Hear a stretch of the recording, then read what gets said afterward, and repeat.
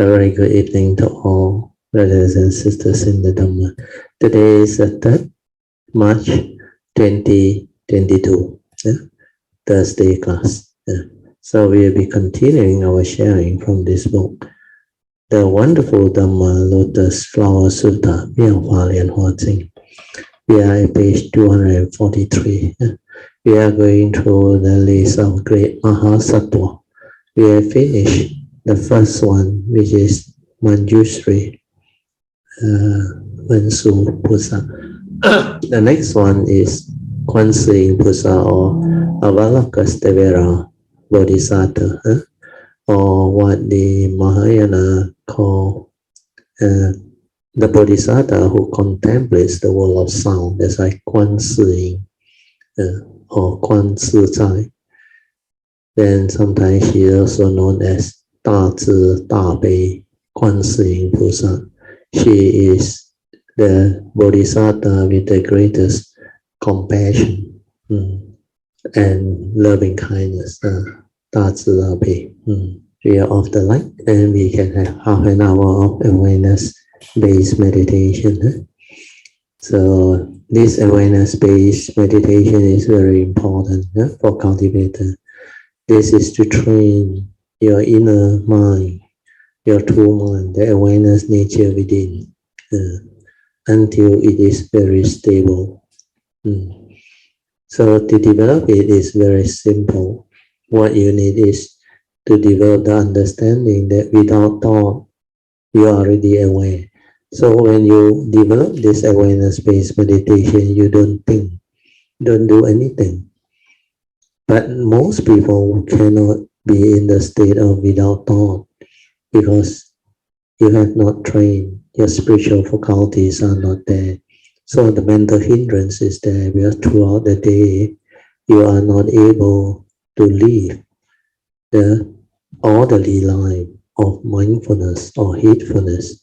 You are most of the time thinking, heedless, then react to sense experience, creating mental hindrance.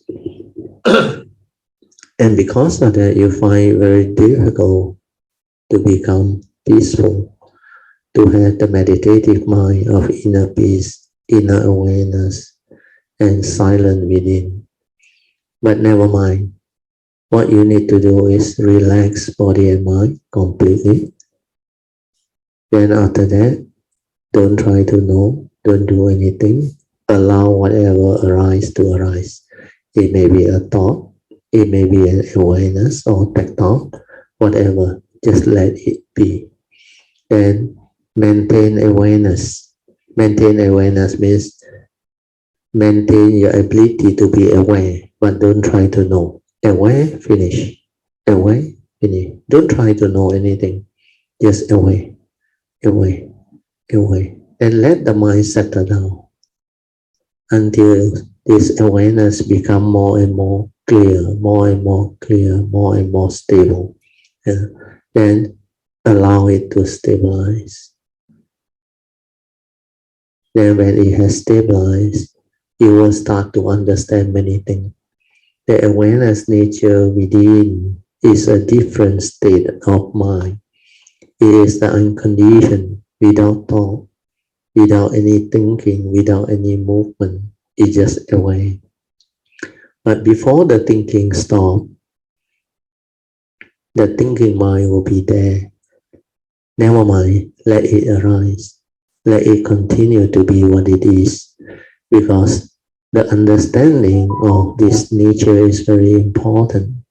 Without thought, only the awareness nature surface. So you need to be very patient. Just let things be. Maintain awareness. So the first of the three for support is very useful. First support is relax, body and mind, completely relax. Whatever mind state that arises, relax into it. Relax means be at ease.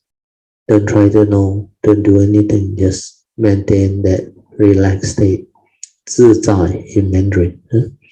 Then maintain awareness. There you have a mind. The mind can either be aware or lost in thought, thinking. So if you are not lost in thought, the awareness will be there. So you have to develop all this understanding. Then allow that nature to surface. Means in a relaxed state, maintain awareness, don't think, don't do anything, and let the mundane mind, thinking mind settle down until it becomes very still. Then stabilize the awareness. That is the first three support. Relax, maintain awareness, and stabilize the awareness for as long as you can. Technically, it's 24 hours. Okay? And for those who already know how to do that, you allow that nature to develop the understanding by itself. That nature will observe silently, without thought. That nature can insight into phenomena. That nature can understand many things. You come to understand who are you, what are you, and how you function as a human being. Through that silent inner awareness, it develops the ability to be aware of all the movement of thought, the movement of content of consciousness, how it conditions the individual to be what it is, how your views, opinion, conditioning, belief system, the thought process, how they function, following the Paticca Samuppada, the law of dependent origination, the dwelling. So all this you will start to witness, you will start to see, and you start to understand yourself clearer and clearer. So this is how you develop self-awareness, self-knowledge, through awareness-based meditation. Then when you have already developed the ability to stabilize the awareness nature and is very stable, then stay at the heart area. Don't do anything. Let the nature detect the gateway by itself. You have to be very patient though, silence everything, and try it many times. And through that silence, you can inquire and find out, who are you? What are you? What is this form of mind all about? What is the human being all about? What is the awareness nature all about? All this understanding, they will start to surface. But this can only happen when your awareness is already there and you are quite stable. Otherwise, it becomes thinking. So thinking is not the real one. But as long as you understand the instruction, follow the instruction, and don't try to know, don't try to do anything, develop the awareness, silence everything, then let things be. And let whatever understanding or truth unfold naturally, not through the thought process. You can slowly, mindfully come out of meditation. Try to maintain whatever inner peace, inner calmness, and inner awareness or mindfulness that you have developed for as long as you can. These are the meditative mind state that will enable you to be in the midst of life, to be heedful, so that you are throughout the day with this mind state of inner awareness, inner peace, and inner calmness. When a person is aware, he will have heedfulness. Because when your awareness stabilizes, you will be able mindful. Then you use it to observe, to develop cultivation of meditation or noble eightfold path. That is heedfulness. So when you are heedful, you are destined for enlightenment. You are not heedless. You seldom think. Most of the time, you just aware. And your awareness can be of either specific phenomenal awareness, where your senses are very sensitive. Everything you do, seeing, hearing, smell, taste, tactile, or thought, consciousness. The awareness is there. Sati is there. The phenomena that you see or hear, you smell, taste, or tactile, you feel or think, the awareness move with that phenomenon. That's why we call it that specific phenomenal awareness. You are just aware, aware, aware. You want to know, you can know. You want to understand, you can understand. You can use the form and mind, the memory, everything. You can silence completely to develop understanding.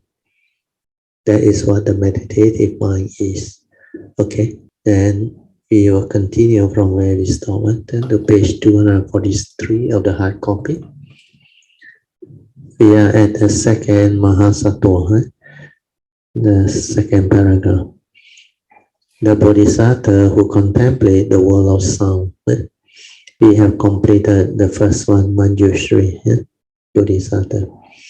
So, Bodhisattva who contemplate the world of sound in Mahayana is called Namo Guan Si Yin. Si Jie Si Yin is sound, world of sound. In Sanskrit, the Bodhisattva's name is called Avalokiteshvara. In Mandarin, it is Kuan Yin, means contemplator of the world sound. Then Guan Zi Zai, there is another name for the great being, contemplator of self-mastery. We should all recognize this Bodhisattva because he is very unique. He is very compassionate and all-loving. No one fears him and everyone knows him. 大慈大悲观世音菩萨. The Bodhisattva is like a compassionate mother who grants the wishes of all living beings according to what they seek. There is a popular saying in Chinese, the Chinese culture. It says each home has a Kuan Yin, which is very true. Every place hosts Amitabha. So Kuan Yin Bodhisattva is Amitabha Buddha's chief disciple. Amitabha Buddha is the teaching host in the Western Pure Land, the ultimate land of ultimate bliss. 西方世界. To his left stands the Bodhisattva Kuan Yin, and to his right, the great strength Bodhisattva. They are known as the three sages of the Western direction, 西方三圣. When Amitabha Buddha steps down as teaching host, the Bodhisattva Kuan Yin will succeed him. Bodhisattva Kuan Yin will be succeeded by the great strength Bodhisattva. Because the Bodhisattva who contemplate the world's sound can manifest in countless forms to relieve beings of their suffering, he is known as the greatly compassionate Kuan Yin. With 1,000 eyes, he views living beings, tossing in the sea of suffering, and with 1,000 hands, he reaches out to pull them out. So this one is just an analogy. Is like they created this image of Kuan Yin with a lot of hands and eyes. He has this nickname, 千手千眼观世音菩萨. But in truth, how it manifests and how it has that power, you need to understand. I explained this before already in the retreat many times, but I will explain it again. You say the unique quality of Kuan Yin is, when I was young, when I was contemplating, how come Kuan Yin has such nature, and Kuan Yin is able to fulfill her vow. That she has a very powerful vow. That's why she is very compassionate. Whomsoever call upon her or him sincerely with faith, there will be a response. Then I say there are countless living beings in this universe. How can he respond? That's why people cannot understand. But my nature, even before I really went deep into the meditation, since young, I already understood. Because when I reflected and contemplated, then suddenly from inside, the answer came from my nature. He said, Kuan Yin, because of her great virtue, perfection, through her perfection, faith, sincerity, and wisdom, she was able to actually manifest that vow to make it part of nature's law. That's why when it becomes nature's law, it's automatic nature's way of response. That's why I knew it was her nature, not herself as a being. She can come with a form and mind for certain segment of life to manifest as Kuan Yin. But that is just that segment. But the nature of Kuan Yin, even all the other great beings, your affinity with them, they have their vows. And most of these great beings, Mahasattva and Sammasambuddha, their vows has become part of nature's law. That's why you call upon Kuan Yin's name or Kuan Yin's nature with sincerity and faith. There will be a response automatically. Because this life also the same. My nature have great affinity with Kuan Yin. And Kuan Yin's nature actually gave me these three things that I have been sincerely requesting life after life for many lives. Since the day I understood her nature. And I thank her with gratitude, love, and faith for giving me her blessing, protection, and guidance all the while. Then life after life, this nature invoke power of merits for causes and conditions for Kuan Yin and all the other great beings to continue bless, protect, and guide this nature. You have to make this vow. You have to make this invocation of merits or power of merits for causes and conditions for this to arise. That's why it protected my physical form and mind. Otherwise, this life, my physical form and life, mine would have been lost at least on 3 occasions. So protecting our form and mind every life we come is very important. So because it has become part of nature's law, her nature automatic, like nature's law, manifests cause and effect, cause and effect. It will create the effect. So the causes will be like absorbed in. So the affinity through nature's law, it will manifest. That's why it depends on your sincerity and your faith. You really have faith in Kuan Yin. Even my mother, I saw, she has a lot of faith in Kuan Yin. She also has what they call great confidence in Kuan Yin. She was the one that took me to Kuan Yin temple and pay respect to Kuan Yin. And a lot of things actually happen when I'm at the temple, when I see the Kuan Yin image, completely different than those of the great beings and the Buddhas, the 4 special beings. Manjushri, Kuan Yin, Puxian, Tizangwang Pusa, these 4 great beings, and of course Sakyamuni Buddha, Amitabha Buddha, and all the other great beings, including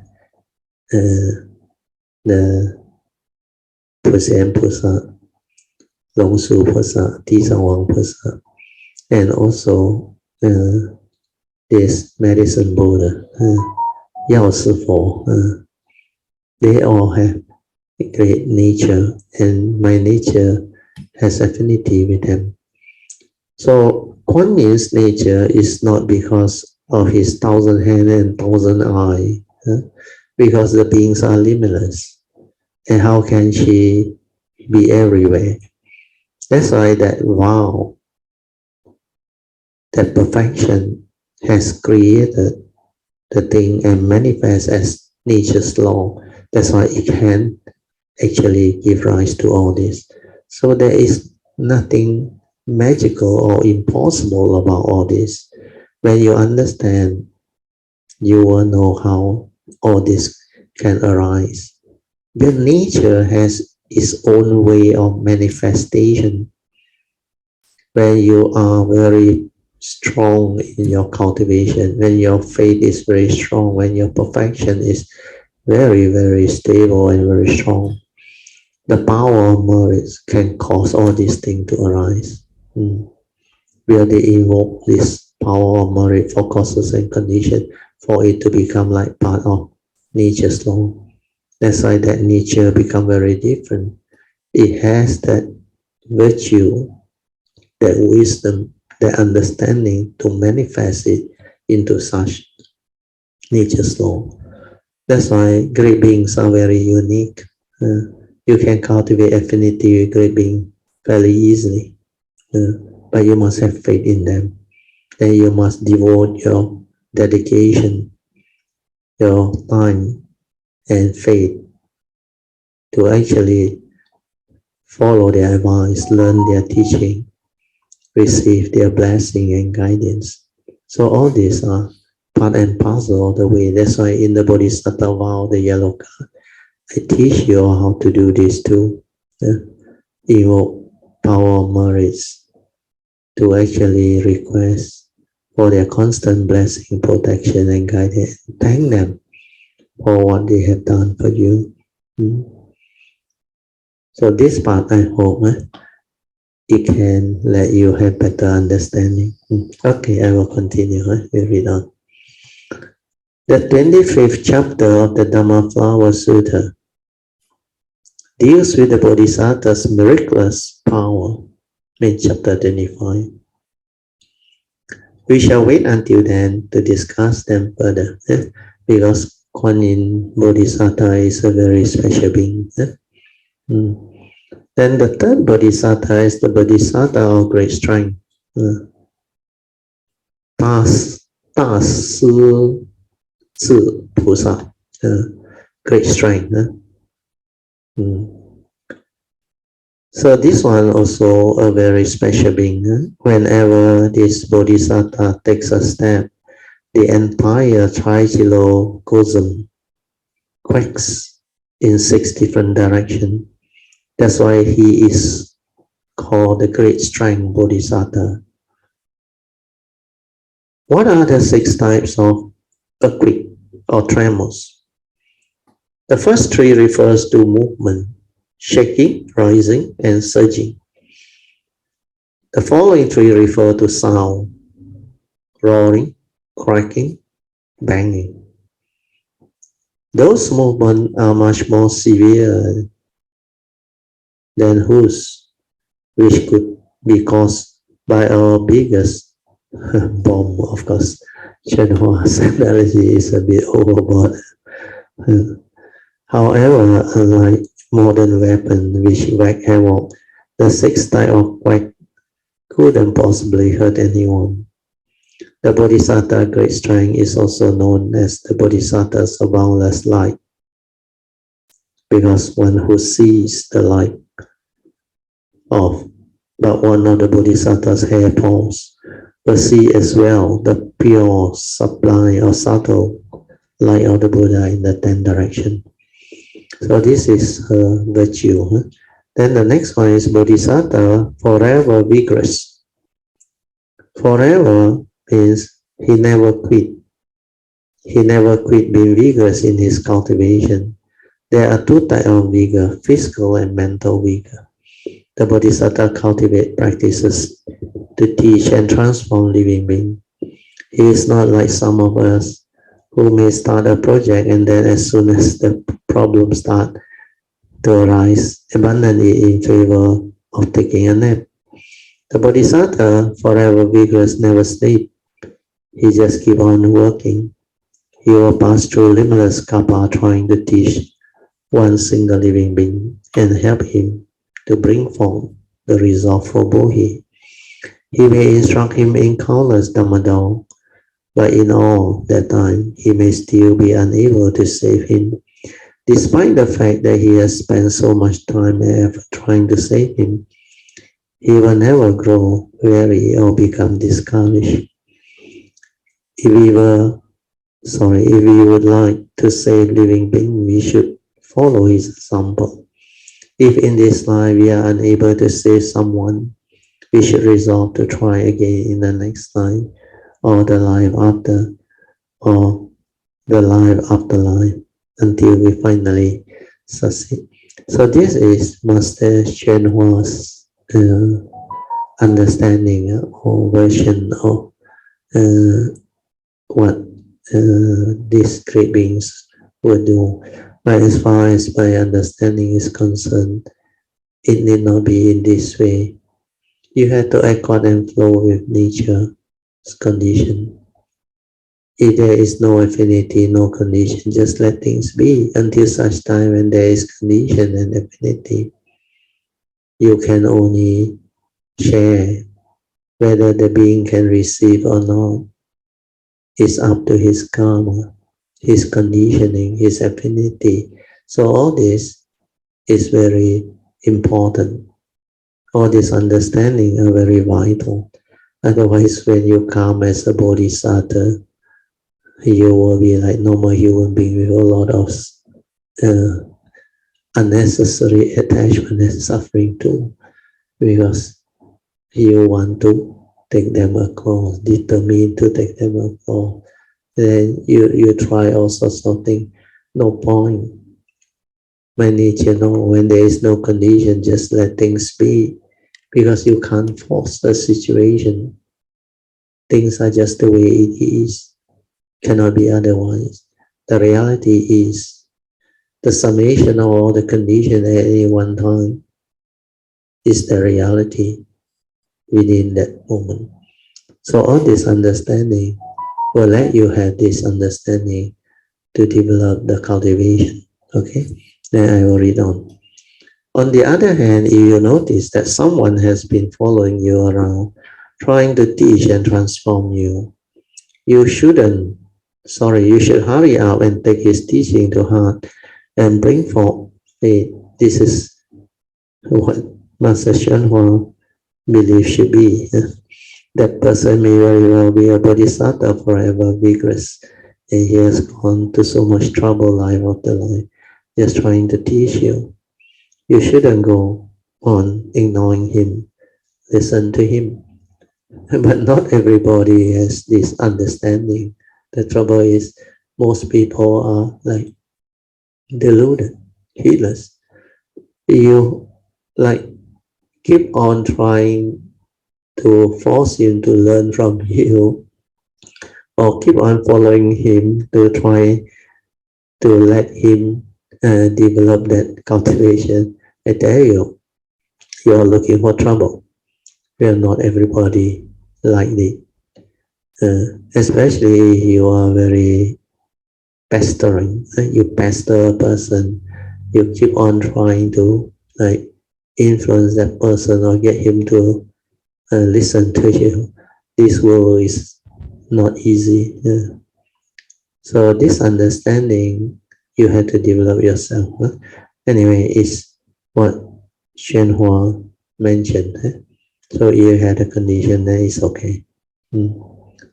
Mental vigor means that you never become discouraged. You never think it's too hard. And you never feel that there are simply too many difficulties involved in teaching and transforming others. This one, of course, the Bodhisattva, the great being, they will not think that way. Constant vigor is unflagging diligence. So they will constantly do their work, but they will not behave, I believe, like what Hsuan mentioned just now. This life cannot, next life, then continue to go after you. They don't have time for this type of thing.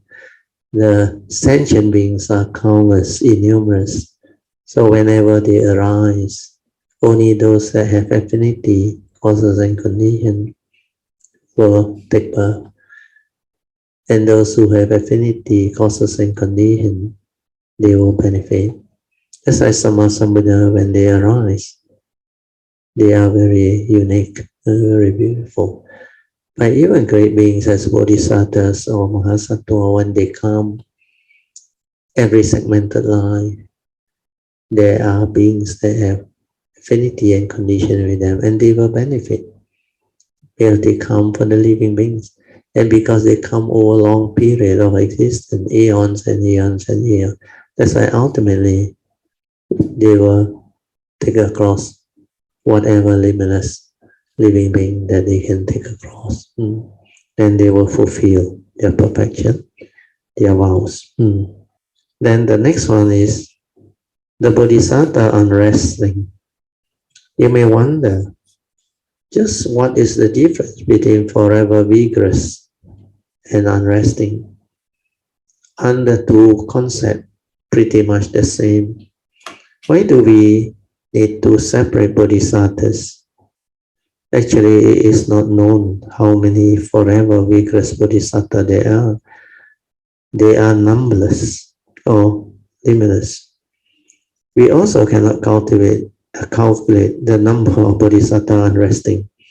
In other words, if you are forever vigorous in your cultivation of the Buddha Dharma, then you yourself are the bodhisattva forever vigorous. If you pursue your study of the Dhamma without resting, then you are the bodhisattva unresting. It should be clear that there is an incalculable numbers of bodhisattva. This is true, because even Sammasambuddha also, there are countless of them. Rare, but also limitless, countless. But what is the difference between the two, although they are basically the same? If you want to speak of their difference, the bodhisattva forever vigorous continually enter the path of rebirth in order to save living beings or sentient beings. The bodhisattva unresting passes through an enormous amount of time without ever becoming tired. Not getting tired means that one does not fear fatigue. If one is bowing to the Buddha or reciting sutra, one does not rest the moment one feels a bit tired.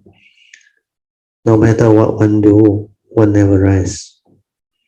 The bodhisattva unresting is always extremely busy, but he never gets upset because no one is helping him or because no one knows that he is doing good deeds. He will never advertise his own merits. There was a layman who used to come here and advertise his merit, praising himself for having worked for the temple or given money. His propaganda didn't get him very far. However, because more and more Americans came to the temple, and his English wasn't very good, he was quite the reverse of unresting bodhisattva, who for as many couples as there are sand grains in the Ganges River, did not rest at all and never took a break. The days turn into months, and the month turns into year. The years turn into hundreds of thousands of tens of thousands of millions of couples. And the bodhisattva unresting did not rest at all. The bodhisattva jewel palm, the next one. Jewel refers to treasure, Dhamma jewels. Palm is the palm of a hand. The bodhisattva may be named after his practice or his original vow. What is meant by practice? They are the Dhamma door that he cultivated. What are original vows? They are the vows he made at the level of planting causes when he was just beginning his cultivation. They call it the basic vow or original vows. Some bodhisattvas take the name from their virtuous practice and morality. Others take their name from their special power and skill. The Bodhisattva jewel palm holds many different kinds of jewels, Dharma jewel in his palm. The first one is the as you will bowl Dharma jewel. With the as you will bowl, everything is as your heart wishes, and you get what you want or what you seek. The second jewel he holds is the lariat lariat hand, and the third one is the jewel bow hand. The fourth one is the jewel sword hand. The fifth, the Vajra hand and arm. The sixth is the jewel pestle hand. The seventh is the bestowing fearlessness hand. The best strength of fearless hand dispel all fear. On the coarser ground, the Bodhisattva jewel palm cultivate the 42 hands and eyes of the thousand-handed. Thousand-eyed Bodhisattva who contemplate the sound of the world. Thus he obtained the name jewel palm, because all his palm hold all manners of gem and jewel, Dharma jewel. So he's called Bodhisattva jewel palms. Then the next one is the famous medicine Buddha or medicine king Bodhisattva, Yao Si Fo. Sometimes they call him Yao Si Wang Pusa, Bodhisattva medicine king or medicine king Bodhisattva, and medicine superior Bodhisattva were explained in the Surangama Sutra in the passage in which 25 sages each discussed the method they used to obtain perfect penetration. These two bodhisattvas were brothers. There is an account in Buddhism of their past affinity. Long ago, there was a turning wheel sage king who had 1,000 sons. The 1,000 sons all make vow to leave home and cultivate. Accordingly, they are to become the 1,000 Buddhas of the present age, called the Bodhisattvas. Of the 1,000 Buddha, 4 have already become Buddha.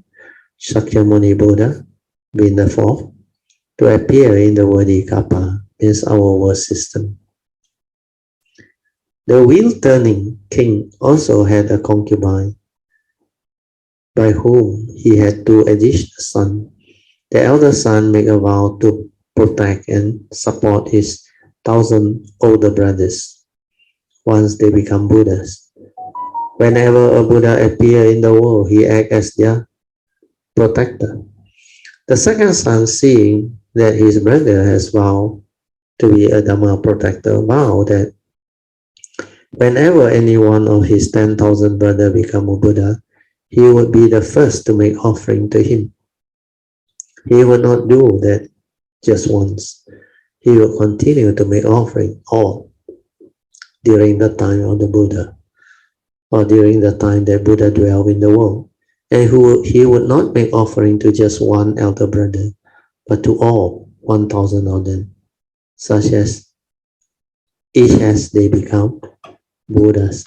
So this is the extent of aspiration or vow that people make. So they make vow to be the first to offer, just like Sujata, the first to offer to a Sammasambuddha just before he becomes Sammasambuddha. And people make strange vow. Some they make vow and aspire to have causes and condition, to become the wife of great beings and all those things. And there are a lot of people with a lot of very unique vows. You can never phantom. Like Pusen, Pusang, the vows are very unique. So when you go through the Bodhisattva way, you will be exposed to a lot of this, and you can actually develop understanding and evolve your own and becoming more and more, I should say, wise in the way you make vow. Because just like our civilization, as we progress, science and technology also progress very fast. But spiritually, it's the same. If you have more and more discovery, more and more beings that goes the Bodhisattva way, and they start to come up with new understanding, new way of cultivation, and shorten the time required for perfection and all. So all this will be shared, and they will actually spread, and more people will have more idea to develop it better. It's just like science and technology. When you discover some scientific fact or truth, you publish the paper for peer review. Then from there, other peer who review your paper will also gain from it. Then they sometimes help you to maybe develop clearer and more stable understanding of what you have discovered. So this way of the peer review type of sharing is very important. That's why our civilization is not bad. You look at all the university, they have their research and all those things. Then they share their research paper. Then we have the internet, where a lot of things can be discovered or make available through the internet. So nowadays, things can be shared or developed with clarity and better understanding through technology, the internet or those things. So later on, cultivation is the same. That's why I used to share with Kayamittas. You are not in this line, you are not in this field, you may not understand. Because to them, it's like very difficult to meet up with enlightened beings, like real cultivator and all those things. There's some book even right nowadays, you can't even find a sotapan. So all these are very confusing because people don't have the understanding. But if you are in this field, in this line, you are a cultivator, you have affinity from the past, then you have the causes and conditions to come. All this will manifest in a different way. Then you keep on encountering this creeping, and you can sense them, feel them. And they are all over, so many of them. That's why it depends. Then when you encounter all these beings, then when you have the condition to understand their teaching, their sharing, especially now with the internet, but you must know how to search. Not everything in the internet is what you think. You cannot believe what is in the internet. You need to have the wisdom and the understanding to screen, to source, and to develop the understanding yourself. That's why you are not a cultivator before. Not easy. But if you are a cultivator, you will know. Just like I always share, truth is everywhere. Why can't you see? The one who see, they always see. So when you have the awakening, the understanding, the realization, then wherever there is truth, there is great beings, wise statement, you will understand. Then you will rejoice and you will pick it up. That's why you can learn very fast. And through all this, everyone unselfishly share with faith, with joy, with understanding. We share. That's how the sharing can become beautiful. That's why our website is available. It's free. You have the faith, the sincerity, and the diligence, you will benefit. And you can get all this. It's always given free, available. After those Bodhisattva, after those Buddha each enter Nirvana, and the Dhamma ending age descend, the younger brother has vowed to rescue living beings using various kinds of medicines. He cured the illness of living beings. At the end of the eons, there occur the three disasters of flood, fire, and wind, destruction, until the Brahma Mahabrahma level, as well as disaster of war and pestilence in epidemic or pandemic. Those who contract the disease will die immediately. But the Bodhisattva medicine king has vowed to save all sick living beings. This is Bodhisattva medicine king's past life history. He devoted himself to curing the illness of living beings. Not only did he cure the illness that plagued their bodies, but he cured as well their mental illness. He cured the sickness of their mind and body, so that afterwards they could cultivate. So this is the beautiful part. Okay, the Bodhisattva courageous giving. Courage is bravery. One must have courage in order to give. If one has no courage, one will be unable to give. The 10,000 practices take the 6 perfection as their mainstay, and the 6 perfection take giving or dana parami as their mainstay. Thus, the other perfection and the 10,000 conduct are all included within the practice of giving or dana parami. If you give with courage and bravery, the merits and virtue you will obtain is inconceivable. If in giving you use an inconceivable spirit and energy, the reward you obtain will also be inconceivable. This one is very true. For example, we may intend to give, but as soon as we have a thought of ourselves, our good intention vanishes because the selfish thought arises. You may think, if I give my money to him, what am I going to do? If I give away my clothing, what am I going to wear? I give away my house. Where am I going to live? This is an example of a lack of courage. As soon as one thinks of oneself, one will lose one's courage and fail to give. Take for example food and drink. You may have the thought to give it away, but then it occurs to you, if I give this away, what will I eat? The moment you think of yourself, your courage dissolves along with the spirit of courageous giving.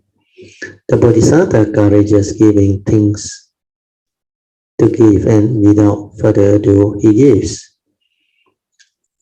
He thinks, he is in trouble, I will help him out. I will give him $100 to buy some clothes and something to eat. He gives, and that's all there is to it. Once you think of yourself, you will lose your courage. This Bodhisattva gives with courage. He gives wealth, Dharma, and fearlessness in the most vigorous and energetic way. So this is very good, the gift of wealth, Dharma, and fearlessness. And so he is called the Bodhisattva of courageous giving. Then we go on to the next Bodhisattva. The Bodhisattva jewel moon. Take its name from the jewel moon. The Bodhisattva moonlight. Take its name from the light of the moon, which dispels the darkness of the night. The Bodhisattva full moon. These 3 Bodhisattva jewel moon, moonlight, and the full moon takes their name from firmly holding the moral precepts. As is said in the Surangama Sutta, stern and pure in the Vinaya, they are great example in the 3 rhymes. The Vinaya is the moral code. The 3 Bodhisattvas held the precept until their light shone as brightly as the full moon. Although the name differ, they all come from the same practice, the pure holding of the precepts. In reality, the Bodhisattva jewel moon is just the Bodhisattva full moon, and the Bodhisattva moonlight is just the Bodhisattva jewel moon, it is said. Pure holding the precept. One is like the full moon. The body and mouth are pure, with no flaw or error. So, holding the precept can also be of great virtue. That's why sometimes if you keep your basic 5 precepts, it is a meritorious action. But if you cultivate it diligently with faith and never once, after you start cultivating it, did you break them? It's like Sakyamuni Buddha. Of all the 10 perfections, he is famous for the perfection of Satya, truth. That's why he always speaks the truth, and he has never violated that perfection, that virtue. That's why his words are very powerful. Satya, he always invoked by the power of this truth, may whatever arise. So in the sutta, in the chanting, you also come across a lot of these verses, power of truth. So if you cultivate your precept in the same way, there is a virtuous light that shines forth from your nature. Your nature develops that virtue. That's why the Buddha, when he was asked, what is the highest protection? He answered, virtue. Virtue is the highest protection. There is a virtuous light that shines forth from your nature, and that one will protect you from harm and evil when you have that virtue. Because you keep all your precepts, you don't kill, you don't harm, you will not get into trouble. You will be protected, very well protected. Then if you have metta, love, wisdom and understanding, you will also be very well protected. But certain karmic paths that one has done, you never know. Then if there is causes and conditions, it may manifest. But from the day you start to perfect this virtue, this type of cultivation, the karmic from there on will protect you. They will become very beautiful. That's why these 3 great Bodhisattvas has its own uniqueness, and they receive their name. They are very unique name. So I will read on. When the karma of body, mouth, and mind is pure, all darkness vanish. Thus the 3 Bodhisattvas take their name from having cultivated the observation of the precepts. Then we go to the next few, which are quite short. The Bodhisattva of great power, Bodhisattva of great power is especially strong. His great strength is equal to that of the Bodhisattva great strength. Bodhisattva unlimited power. Great power is not limitless power. This Bodhisattva strength surpasses that of the Bodhisattva of great power. Actually, great power is just limitless power, and limitless power is just great power. Then the next one is the Bodhisattva transcending the 3 ranks. The Bodhisattvas transcend the rank of desire, the rank of form, and the rank of formless rank. How does he transcend them? It is by means of his great power and also by means of his limitless power. The Bodhisattva great power, unlimited power, and transcending the 3 realms all cultivate similar practices. The perfection of vigor, they go forward with great heroic vigor. How do we know that they cultivate vigor? Their great power, unlimited power, and transcending of the 3 realms is proof. The 3 names are actually the same. Great power is unlimited power, and unlimited power is transcending the 3 realms. Without limited power, one could not surpass the 3 realms. So the 3 Bodhisattvas cultivate the practice of vigor, and they have great limitless power and the courage and spirit to surpass the 3 realms. Therefore, they are always vigorous, and they always go forward. That's what their name means. Okay, we stop here. Bodhisattva Bhadrapala. Okay, we will now open up for meditation reporting. Berarti 我想 share 一个我最近有 go through 一个 experience. Okay. 就是有一天during the lunch hour. 我跟我的 colleague 去吃饭。吃饭的时候我就夹了一片那个鸡肉 pass 给他。我 pass 那个鸡肉给他 but the moment 我就这样子这样 pass 了那个鸡了过后，喝了那个 lunch， 我就觉得刚才有一点不一样，有一点不一样，不懂是什么，然后我也没有去管它。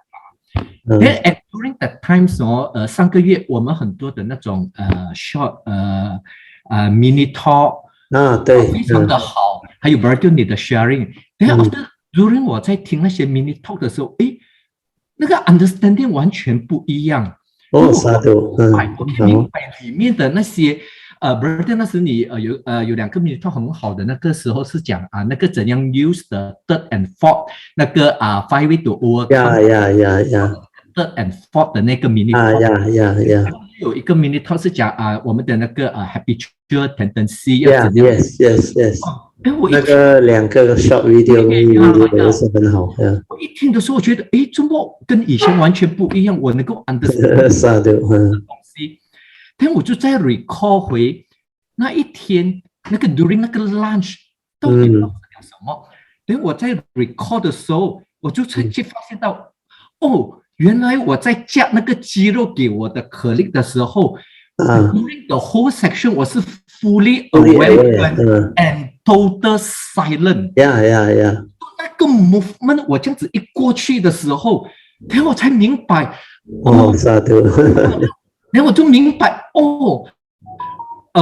Bertil 你share 的那些 Dharma 我完全能够。整个明白掉。我在 continue 我 continue 听 Bertil 你在给的你在 during 这个 talk 我们的这个拜2拜4礼拜。我讲Bertil 这些一个对，然后我讲Bertil 你学的这些 essential 的 Dharma 你的 teaching 只是 pointing to 就像 pointing to the。当你做到的时候，它是 no words， the word。对 ，without word then the cultivator will understand one。那个我拿那个鸡肉这样子过去的时候，整个是 silent aware， 我的 movement 是这样子过。That is what awareness is. When you have the ability to be aware, it will manifest. That's why that specific phenomenal awareness is the awareness and the movement as one. And you will know, the cultivator will know. It's not thought based on. You are not heedlessly thinking and lost in thought, then you do all those movements without mindfulness or awareness. But you have become different because that nature has transformed. But sometimes you have to be a bit conscious in the sense that initially, when it started, it will come. Then it happened for a while. Then after that, you do not stabilize it, then you will lose it.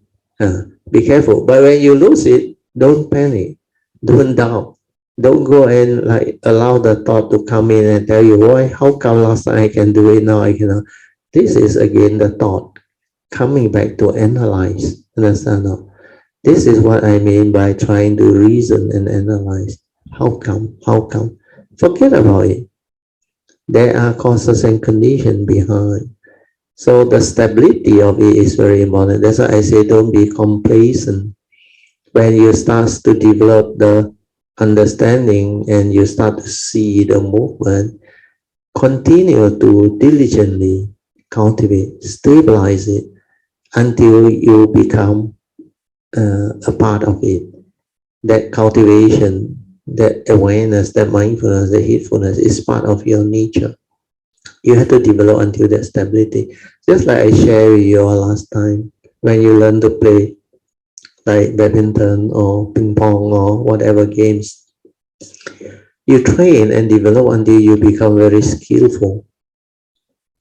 When you're very skillful, you are actually very mindful and spontaneous in your action. Even your, like badminton, we are very used to badminton. Your flick and your lock and your even drop shot or whatever, serving and all those things, it becomes very graceful. And you can just flip the thing spontaneously, you will go. And wherever you want to place the shuttlecock, you can decide where you have become so skillful. Then when that thing stabilizes, you play until you become very skillful, very stabilized, until your backhand flick also like your right hand like that, like your forehand stroke like that, become like very powerful, flip, spontaneous, and very effective, skillful. And you can have good control. So all this is what cultivation is all about. Then after that, let's say you stop playing badminton, you hang out your racket. Even for 10 years, you take the racket, the stroke is still there. Your stamina may not be the same because you a long time didn't train and play, but the stroke you will never forget on. You can flick, you can do all that, but you need to train to be skillful, as skillful as before again.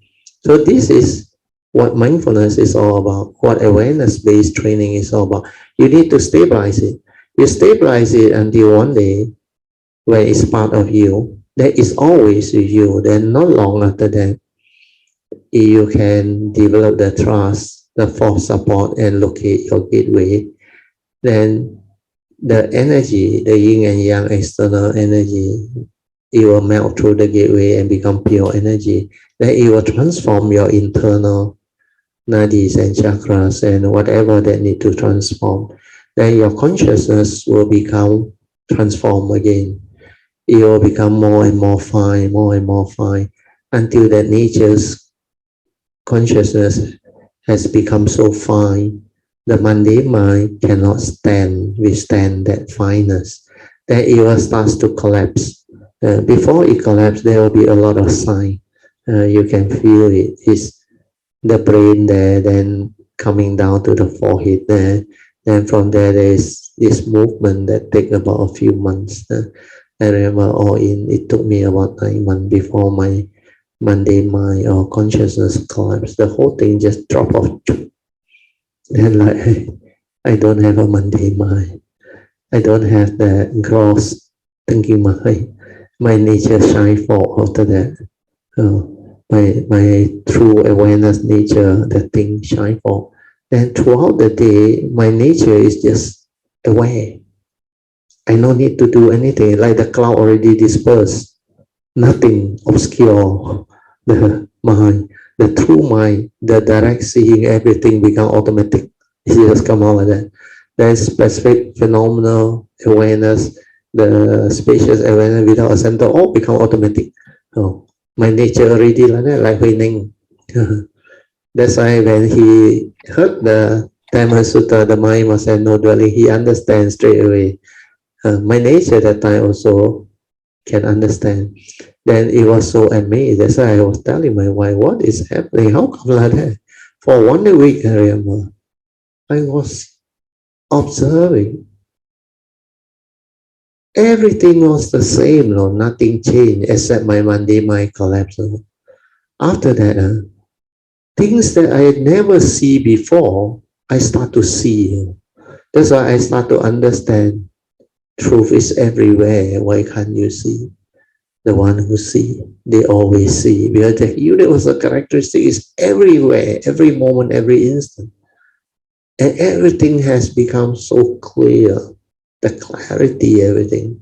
That's why that nature, when it shines forth, you become completely transformed.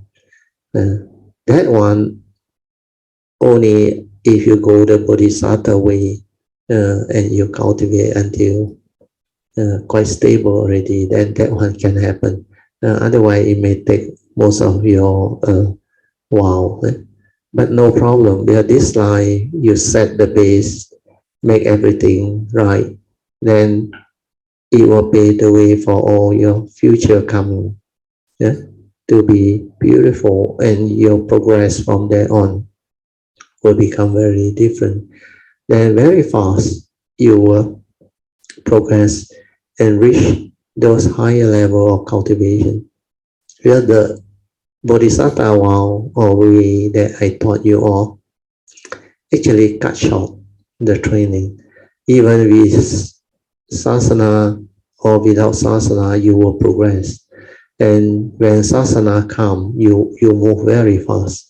Even without sasana, you will not forget the basic essential Dharma, the important right view and all those things.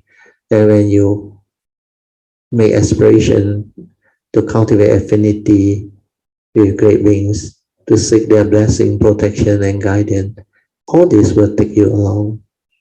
Then when you understand your cultivation, when you develop sincerity, faith, and diligence, all this you will understand, and you will be able to cultivate very differently, like what was described by Master Hsuan in his commentary of this wonderful Dharma Sutra. All the great beings, Bodhisattva, great power, great faith, great whatever jewel, this and that, they actually develop it from their spiritual faculty of faith, saddha, virya. Then after that, there's a virya is vigorous cultivation. Then their perfection of mindfulness leading to samadhi and wisdom. And that one make them unshakable in the spiritual faculty. Then they willing to actually make strong determination, affirmation, and dedicate their life to sacrifice, and they will cultivate non-stop, like unresting, vigorous, and all. So all the name that is given is what you will be able to do when you have this understanding and cultivation. So remember, do not be complacent. That's why I always tell you, when you start to experience this, like you say you pass over the chicken to your colleague, that movement you will know is different. Then when you experience that, you will understand my sharing at a different level, like what you came to realize, because that is the true awareness-based cultivation or awareness that you are able to develop. When you are able to develop that, your understanding is different. It's no more trying to relate to that understanding through a Dhamma understanding or a theory, which most people do because they are not able to cultivate until that stage of awareness. That's why I say the awareness nature has to be established until it's very stable and very clear. So, okay, so sadhu to you, huh? Very good. You continue, yeah. Yeah. 那 Bertil 以前我们以前在 cultivate 的时候，我们在 cultivate 这个 mindfulness 的时候，那个后面的 chattering mind 还会有时会出来 because not stable yet， 我跟你讲。有时候出来 define 什么很快的就跑出来。Yeah, because they are very near. They are very near. The mandema is very near. That's why from that nature, all the mind writings arise. Then you see as a habitual tendency. That thing, that chatter is the habitual tendency. But all this take time to root out because it depends on your wisdom and your understanding and your stage 4 transformation. Means the trust part. That trust part, the fourth support for awareness-based meditation is to not only stabilize awareness, that higher awareness is very stabilized, otherwise you cannot do that cultivation, the practice. It's for you to locate the gateway. Then when you locate the gateway, that is the beginning of the cultivation through that nature, the Bodhi mind cultivation through that nature. That is the beginning of real Bodhisattva cultivation. That's why you don't reach the Bodhisattva type of cultivation. The sainthood way, you only need the first 3 support. You don't need the 4th support. The 4th support is only needed when you go the Bodhisattva way. Then during that time, that false support, when it enable you to locate the gateway, that is just the beginning, like what last time, what project has developed. Then some of them, even Alicia in video, I think they have located it. Then that thing will go in and do the transformation, the opening of the internal so-called nerve center, nadis and chakras and all those things. But it's based on trust. It's not thought-based. That nature move itself and transform. Then the byproduct is gaseous oil. I already told you all. Yeah, that life force that go in, you know how it actually become pure energy. Then that pure energy, how it activate and open up all your nerve centers or nadis and chakra that you need to activate. It will do by itself, because that one is already the nature doing. It's not a thought behind to drive the thing. That's why it's trust, completely trust that nature to move. So it's beyond thought, beyond mind. The mind doesn't interfere at all. So during that time, it will transform your vibration. The medical field, they call it the parasympathetic nerve. So this, all the major chakra and the smaller nerve center, they have their vibration. But for spiritual cultivator, our vibration is different, because this is wisdom energy, pure energy. It becomes very fine, very, very fine. Then it also has this ability, you see, not only is very fine, it has this, what you call it already, because it's a pure energy, then the vibration actually that transform your internal nature. The vibration develop this ability to understand things. The wisdom part become very different. That's why I came to understand why my last guide, my last teacher cannot move on with this. Well, he went through that gateway too, but their world system, they are more advanced, they can look at this. But they don't know how to actually develop the wisdom, because they never develop the wisdom before they locate this and go in. Well, the awareness, understanding or that type of meditative understanding is, and they know how to go in. So the consciousness way, they went in too fast, and that one transformed too fast. But the wisdom not there. That's why their wisdom, their mundane mind cannot collapse, and they cannot see all this. But they become very strong consciousness wise. But that one, they direct the thought. They still use the thought without them knowing. So it depends on how people develop the cultivation. There's like this cultivation is not easy, especially the fourth support. The fourth support is very, very different. So once you do that, the internal will transform, and the wisdom, pure energy that activate all this will make your vibration very, very fine. Then during that time, you can see many things, you can understand many things. Then later on, not long, your mundane mind will collapse.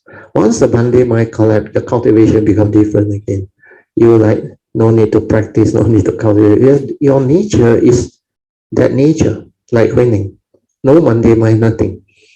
So what is there for you to do? Because you are like that throughout the day, aware, mindful with that nature. So the form of mind is a form of mind, you know, you use it.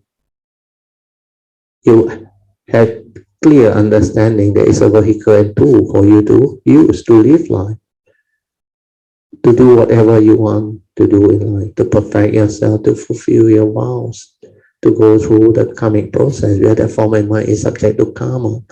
Then you make use of it, but do not be deluded by it. And so all this understanding will be there, the wisdom will be there. That's why you become different. then you know how to calm. That's why you know how to cease, you know how to return. Then you know how to go through the Bodhisattva vow to continuously evolve and come as a Bodhisattva and continue to perfect all this cultivation and understanding. So all this is what the cultivation is. So the stability of it is very important. Okay, so you bring forth the condition for me to share all this again, because this one I mentioned long ago, but now got condition. That's why now you slowly start to understand the whole of this cultivations process. Where more and more people are having that condition to develop such understanding. That's why that the NB also created a very good condition. Then also Sister PJ, then earlier on was Alicia. That's why all these sharing are very beautiful. So good to hear. Thank you. So you can continue. Bro, 就是刚才你的 sharing 真的是很棒，就是I mean 那个 cultivation based on the trust but even that day 我只是这样子的realize 那个 silent 的这个 mindfulness 只是这样子一个 moment 我都觉得它很 powerful 因为它整个的是一个fully aware 跟 silent。真的是我过后我在听你的 Dharma talk， 我可以明白，我可以明白很多你的那些 sharing， 它的里面的那种 meaning， but 那个东西又不是这个mindfulness 来的，它只不过是一个 pointer， 哇，真的是very beautiful because you can understand after that where you have already experienced that real sati. The awareness without thought one, the specific phenomenal awareness, just that movement, that phenomenon, without thought, and you must stabilize it until throughout the day you are like that. That's the stability that you need. I still remember that time, 86 to 89, non-stop, my nature cultivated. Until that daily mindfulness was so stable, throughout the day I was aware, mindful. That nature very clear. Then later on, when the sainthood way, the glimpse of understanding, the cessation happened. Then later on, the cessation went in longer, deeper. Especially after I met my last guide. Then when I know where the gateway is, I went in on my own. I know how to meditate and relax, maintain awareness, then stabilize it. I already stabilized. Then I straight away developed the trust to allow that thing to go in and melt inside. Then I saw the whole transformation. That's why after that, within 9 months, everything happened. Then that cessation, longer and longer, longer and longer. So all this is very beautiful. Bro, 有一天你在Dharma sharing 的时候你有给那个这个 PG advice， 就是想我们这个我们 understanding 了这个Dharma 了以后，那么 the next step 就是要 put into cultivation。对 ，stabilize it。这个 cultivation 很重要，但是这个 cultivation is with the understanding。所以 Bro 你那种 sharing like acceptance 那个 5 way overcome the unwholesome. That one are pointer to allow you to pass the test, to pass the cultivation. That's why 我那天我一做到了这个 mindfulness 了以后，我再听回那些 short video 的时候，我就明白了，原来这一些 burden 你所 share 的这些 essential dharma 只是 lead 我们 to 那个 silent mind。To stabilize that.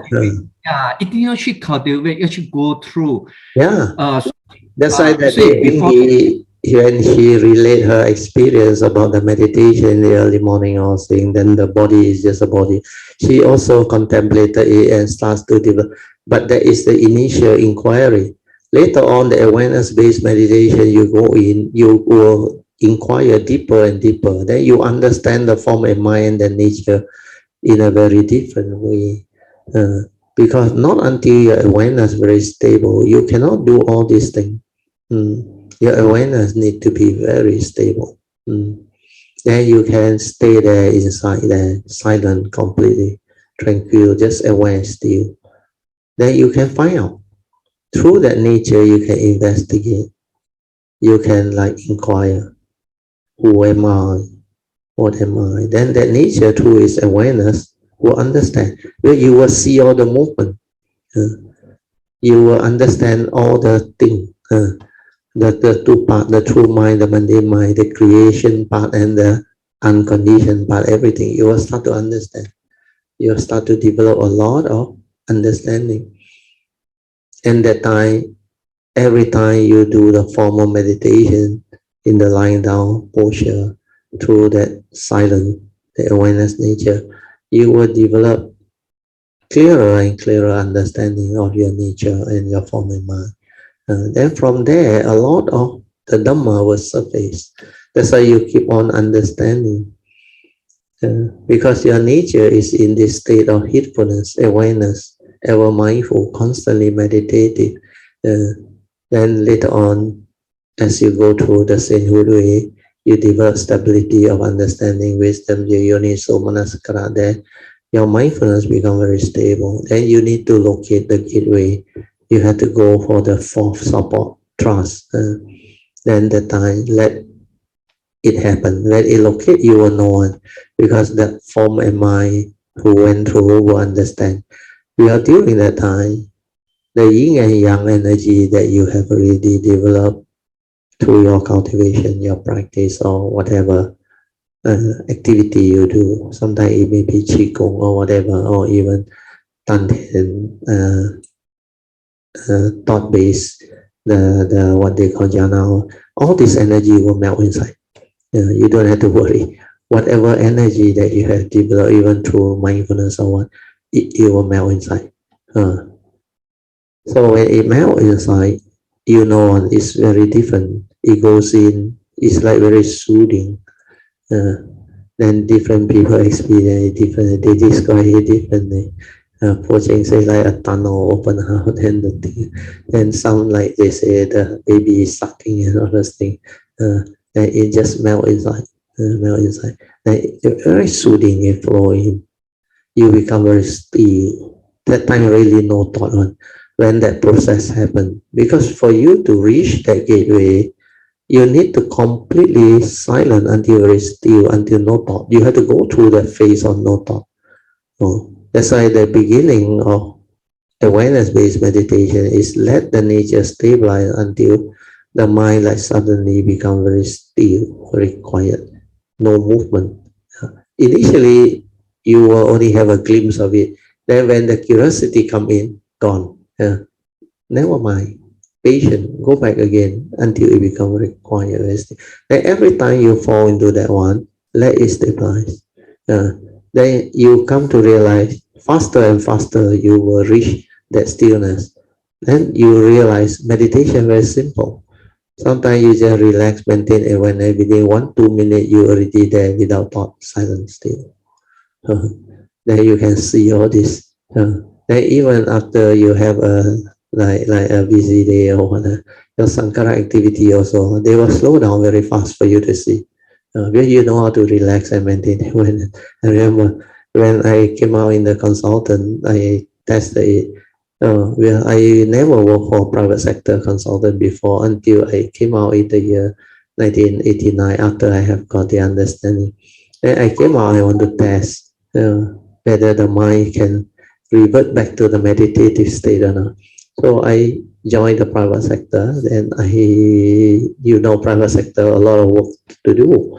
So I had to read up, I had to do the design, I had to go for meeting, I had to read up file. Then my mind at that time, the mundane mind about to collapse already. I cannot read actually.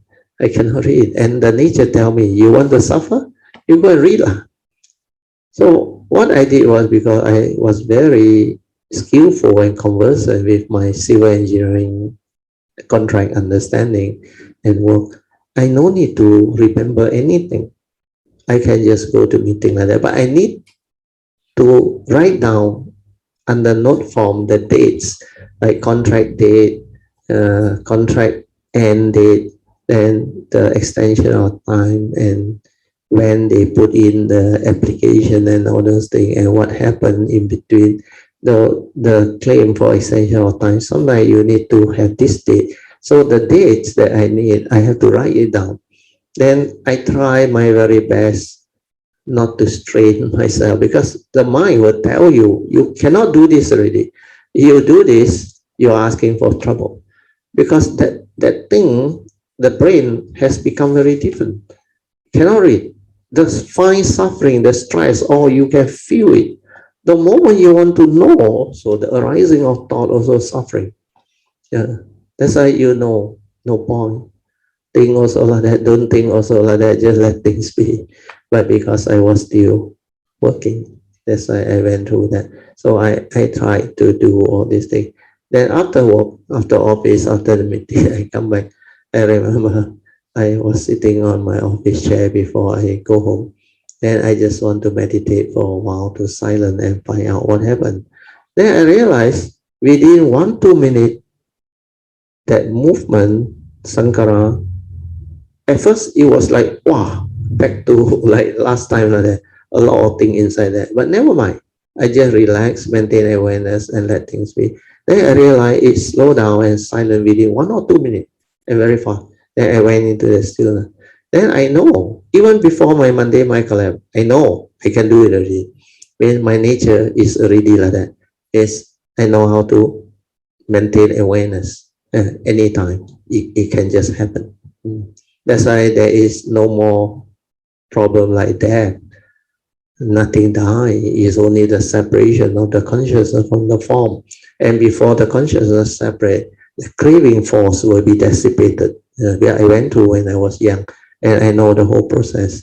So there is no more delusion, no more fear or develop doubt or what will happen during that. No, nothing. It's just the form and mind.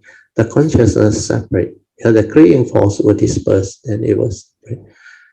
Then things will just continue. So because of that, the understanding is all there. So my cultivation become very stable. Then after that, not long after that, my Monday mind collapse. Now after my Monday mind collapse, I got no more of this type of issue. I don't have to find out or test or do anything else. It's not to say I want to test or find out about what. It's I want to know what happened to this form and mind. After that, do I really need to continue to meditate and cultivate, or want to maintain this? Then I realize once I have stabilized it and the understanding is that I no need. I just relax, maintain awareness, then my mind settle down. Then it go back to that state very fast. Then I can be like, if I choose not to work, then I can be throughout the day mindful and aware. I got nothing to carry in the midst of life. I no need to remember or hold many things. It's just the daily life. Daily life is very normal. But the beauty is, after I developed the understanding already, when the mundane mind collapsed already, then over the years, when all these things become very stable already, I realized I can become normal again. Then my supramundane mind can like read things, remember things, do whatever I want to do without problem again. Then I realized that is what the third seeing is about. 看山又是山. I become normal again.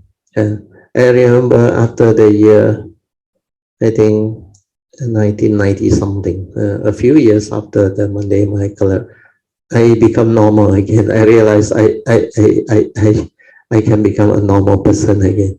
And then I can do whatever I want. That's why at that time I decided to come out to share. Then the nature also tell me about time. I should come out and share. So in the year 2004, that's why Yun Chan came. But I was ready. long ago.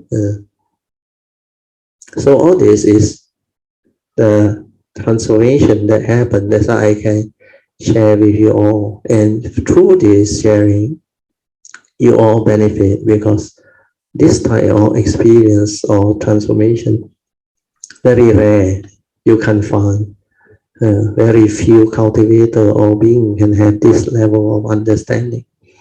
Like the J. Krishnamurti's definition of meditation today, I think the short video came out. Then I saw Amy's reply and response. I knew she understood what that thing is, because really you listen to that short video sharing, you know how difficult is it to understand J. Krishnamurti. That's why she put it very well. Such complicated, profound teaching can be made simple, become very clear, only by great beings, cultivator. Otherwise, it cannot. Who can understand all this regarding that nature, the silent mind, and all those things? And he described it so well. From there, the mind right thing arises and all those things. So it's very beautiful. Well, listen to that short video on J. Krishnamurti definition of meditation. It's very good. Okay, so ，Brother，刚才我就是在 evening 就是在听这个short video， 哇，呀，这个 J.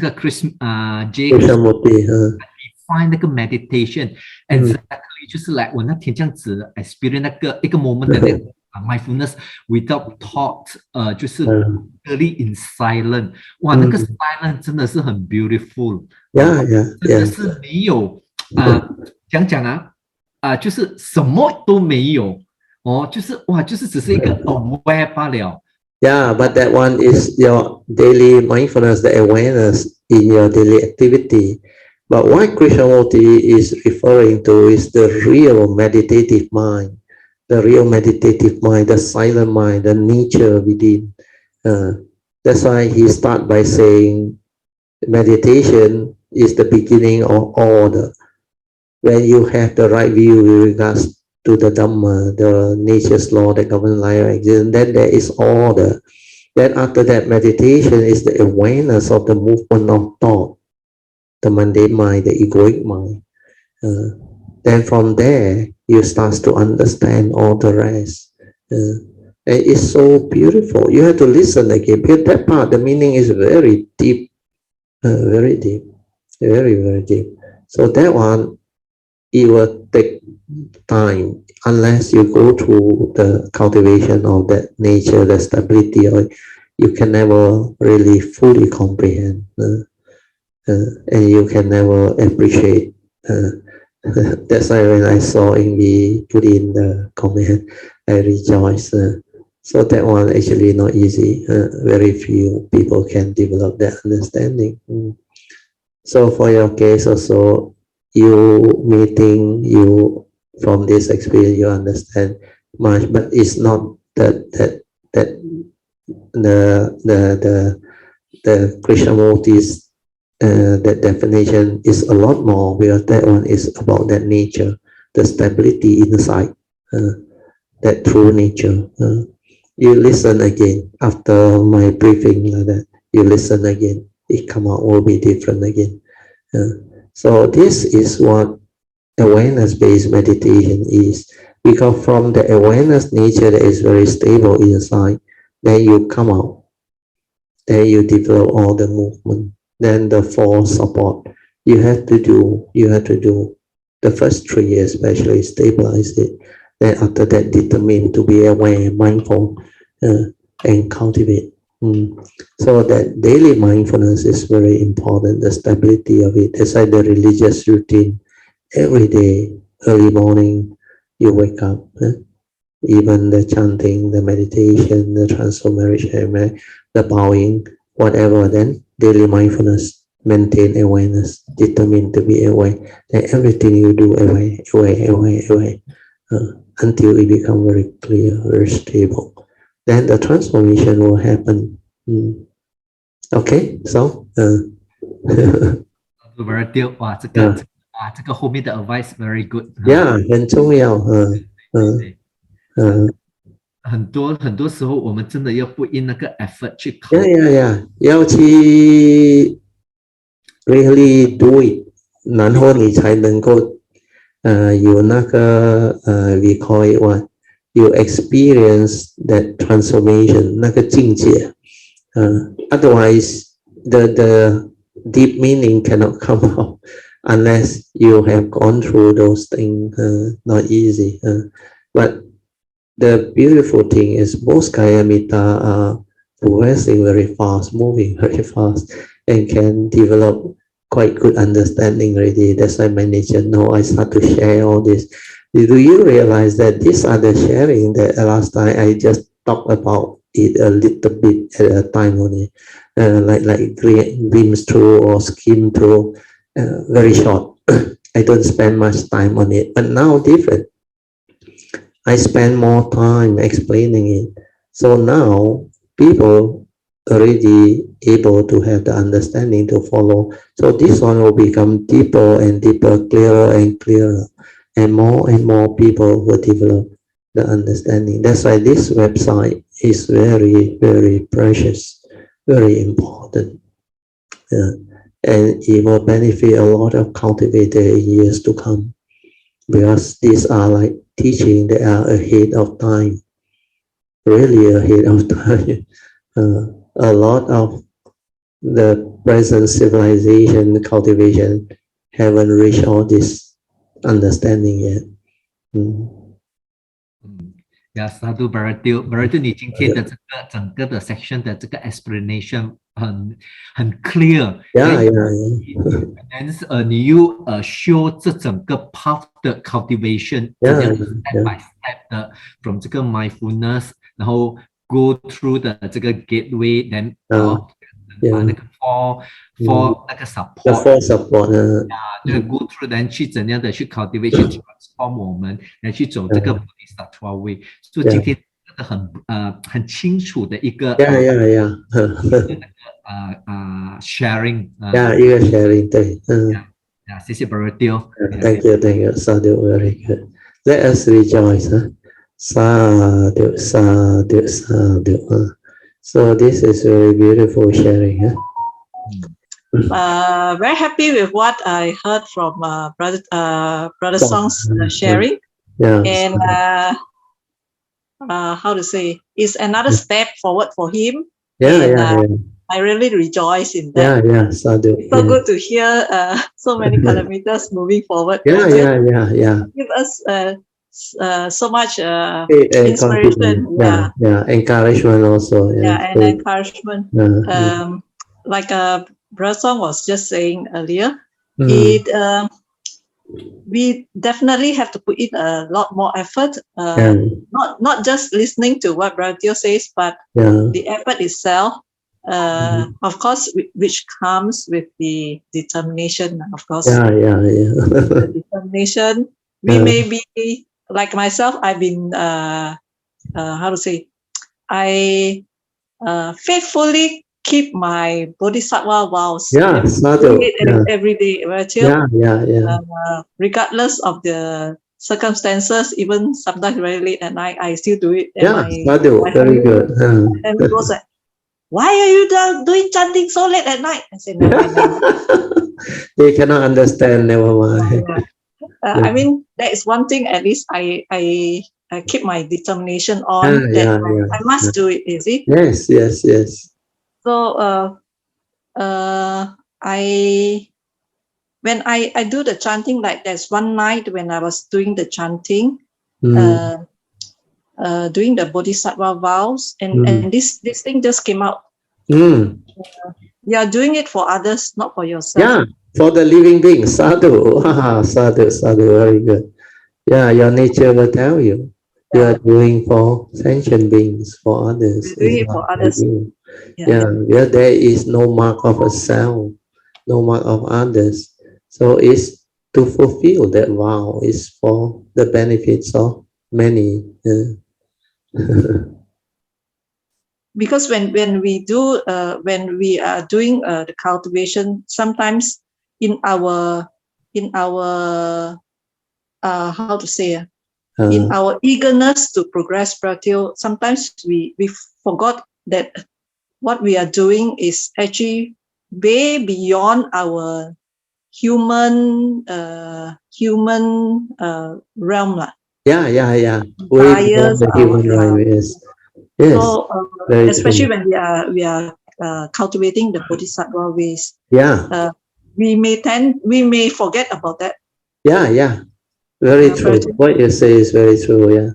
Yeah. Very few people really have the understanding of what this Bodhisattva way is all. Because the Bodhisattva way is very rewarding, very extensive, and there are so much things to learn, to perfect, to cultivate, and that's why I call it very rewarding and very meaningful. And the true word is wonderful. That's why wonderful Dharma, Lotus Sutra, 妙法莲华经, really 妙. Everything is really wonderful. And true emptiness is wonderful existence. When you realize true emptiness, all this understanding will surface. And then you will know you are doing things that normal human being cannot do. We way beyond them. Sadhu to you, PG. Very good. Yeah, it took me so long to understand that. Yeah. It's already very good. Not too late. Yeah. That's why you will come to realize all this take a while. You have to go through all this process, the training. You recall the day you come. You know next to nothing actually. Like you say, you hear karma, you used to run away on. That one is one thing. Because that time still a lot of understanding not there. That we use the opinion. No, you don't have the understanding. But your karmic affinity is very strong. That's why you keep on coming back despite your earlier experience. So you will have a lot of understanding after that. That's why you have gratitude towards Bao Lian who brought you to my class. So that one very joyful and very meaningful. That's why you rejoice. And Bao Lian also now came to know is that you try to help her, encourage her and all those things. So sadhu to both of you. Bratyo, you see, like today's Krishnamurti's the quote, meditation, very deep. It's very deep and very beautiful. Very beautiful. And even like myself today, I listen to it 3 times and I go, you should.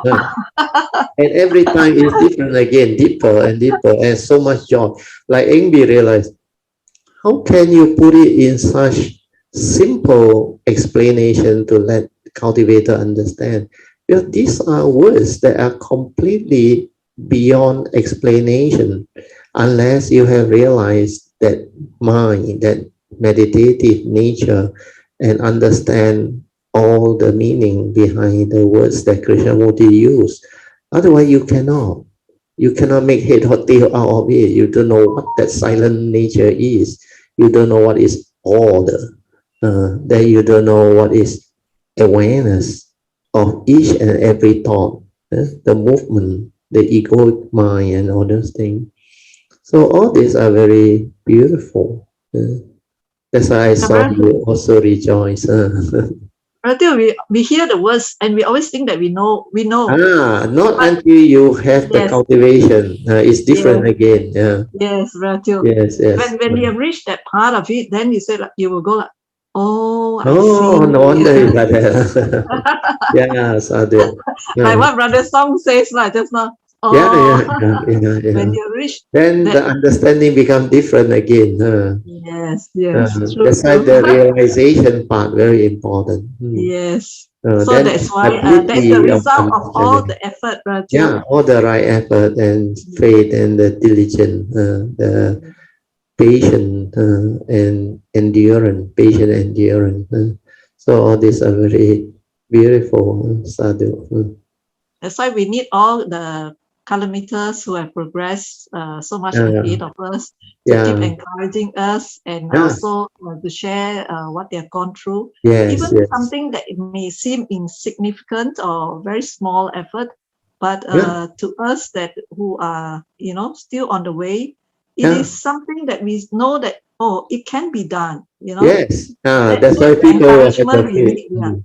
It can be done. People will have the faith. So a lot of these things are very meaningful if you know how to share it. Then people will gain the encouragement, the understanding, and they will develop the faith. Yeah, they will say, hey, it can be done. No, not only like Brother Teo, the past very strong, special being only can do it. No, now ordinary Kayamita also can do it, can develop the understanding. So that joy give faith. And most of them, you know each other. Like Alicia, Amy, and even Brother Song, they all.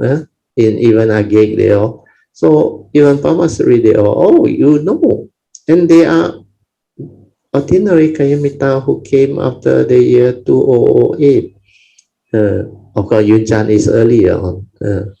So also earlier on by 3 or 4 years, only 2004, end of 2004. So all these are very beautiful. It really encourages and motivates Kayamita to go the way of Dhamma and to have faith in this way in cultivation. Sadhu, even Kowloon also progress very fast. So many of them. Yeah, Brother, to all Kalamitas, all I can say is let's make the most of it in this lifetime. Sadhu. Take the opportunity to learn, to make use of what we have learned from Brother and all the great teachers in this lifetime. Yeah, sadhu. And may we fulfill our Bodhisattva vows and aspirations. Sadhu, sadhu, sadhu. Rejoice. Good night, Brother. Good night, good night. All Kalamitas. Let us rejoice again. Sadhu, sadhu, sadhu, with all the good sharing.